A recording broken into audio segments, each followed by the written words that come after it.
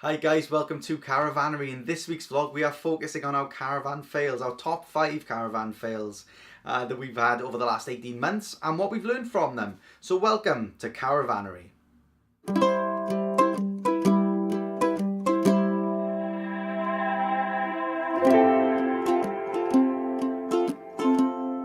In this week's vlog, as mentioned, we are focusing in on our top 5 caravan fails in reverse order of badness, I suppose. With the aim to share with you experiences that are good and also not so good, and that's what this vlog's all about. It's about sharing experiences and it's about us learning and connecting with the caravan community and the journey that we go on along the way together. Okay, so coming in at number 5, relying too much on the sat-nav, and that's something we were guilty of in the very early days of us caravanning, driving along to Dorset I think it was, and the sat-nav just said within 750 feet turn left. So we turned left, thinking the sat-nav knew better, and it ended up taking us down a country lane. Found it difficult then to get back on course, and we ended up with me trying to perform a reverse sort of park in turn, 3-point turn manoeuvre to get back the other way with a bus coming, and it was really difficult and stressful. Jodie was outside trying to navigate traffic and it was needless really. So what we decided to do from then on, as covered in previous vlogs, is to not rely on the sat-nav, to have a map with us so we know what the journey is, we know where we're going to go throughout, and we don't make that same mistake again. Fail number 4, putting up the awning and trying to do it once. We went on holidays to St Ives, lovely beautiful sunny day, put the awning down, I bought a drill with a drill bit to drill the pegs into a hard standing pitch, and for one reason or another they would not take into the ground. I was then left with a rubber mallet and having to try and hammer the pegs into a hard standing pitch. And for anyone who's tried to do that, it is literally like being in prison and having to do hard labour. It's really tough, took a long time.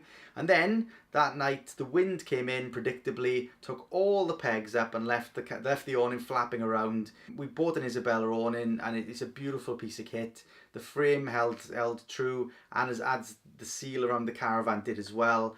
But I had to then repeat the entire process again and spend hours of my holiday hammering pegs into the ground, much to the delight of our neighbours, I'm sure. So a big lesson learned for us is to take the right kit, do a job once and do it properly. So now we're getting into the top 3, and number 3 for us is reverse parking the caravan. I have tried to get better and better at it. I understand the fundamentals, I understand how to turn the van, and when we can pull forward a little bit, it's not a problem. But when we're going onto a site where you can't pull forward, as has been the case the last 2 times we've gone on holidays, then I found it really difficult. I think the length of the caravan, the length of the car, the turning circle of the car, they just don't lend themselves to being able to manoeuvre in one foul swoop. And I know there'll be some of you out there watching this thinking, I could reverse easily no matter what outfit we've got, and that may well be the case. And I think for us, we used the last 2 trips as a way of saying, okay, can we alleviate the to and fro in and the time spent just trying to manoeuvre onto the site? And it turns out that it's been a caravan fail for us, and we are now looking to go and buy a motor mover, and I think that's going to make our lives a lot easier. You know, me personally, my pride is saying you should be able to reverse park, but the last 2 times we just, the car just keeps getting in the way, no matter what we try to do, it's just been too difficult. So we have managed to get on. But the last time the clutch was smelling because we were trying to reverse around onto a corner pitch, and it just proved a little bit too difficult. And at the end of the day, we go away on holidays to make life easy for ourselves, and I think a motor mover will do the job just fine for us. Okay, coming in at number 2, and again being really honest, we had to manoeuvre the caravan by hand off a pitch, and the pitch was actually slightly inclined. And you could probably see where this is going.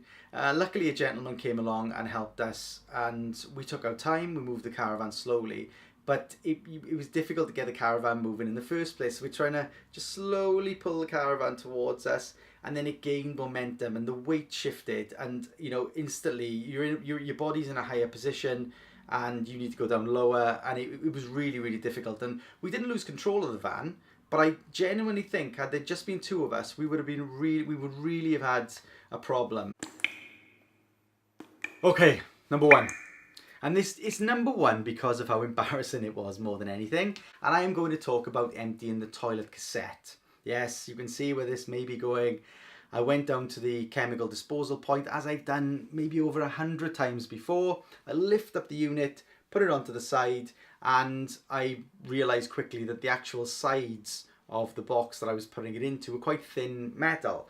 It bent a little bit and I lost control of the box, which landed on the floor, and the juice went absolutely everywhere. To my horror, I then had to go and explain it to reception in the holiday park. Had various degrees of odd looks as I was cleaning it from other passers-by, and it spent an hour of my holiday cleaning up this blue horrific juice. It was just liquid, but at the same time, you know, it is just what it is, and it wasn't a nice experience, and something I don't ever wish to repeat when we're on holidays, or at any other time for that matter. And I think the biggest lesson I learned from that experience was take your time. Make sure if you've done something 100 times, it could be putting the corner steadies down, it could be hitching the car up to the caravan, it could be emptying the toilet cassette. Take your time, because believe me, when you get something like that wrong, it's embarrassing, it's difficult, and it was really our number one, or my number one caravan fail. It's a blue job in more ways than one, and it was something I really got wrong, and I will never make that mistake. Well, not intentionally, but I will never make that mistake again. So I hope you've enjoyed this week's vlog. It's been a little bit of a trek down the unpleasant memory lane. By far, caravanning has meant for us that we get sort of 99% of the time tremendous amount of enjoyment and fun, and on some occasions, as mentioned within this vlog, things do go wrong. But it's important, I think, and what we have done is learned from the mistakes. Hopefully we aren't alone, that some of you made at least one of those mistakes before, and it isn't just us, but we're not afraid to step up and say, look, we aren't perfect, we are learning, and it will be a continual learning curve for us, but we're enjoying the journey, we're enjoying sharing it with you guys, and I'd like to say thank you for watching this vlog. Thank you for all the thumbs up, all the comments, all the follows on Twitter. It all means so much to us, and whatever you do, guys, make the most of your time.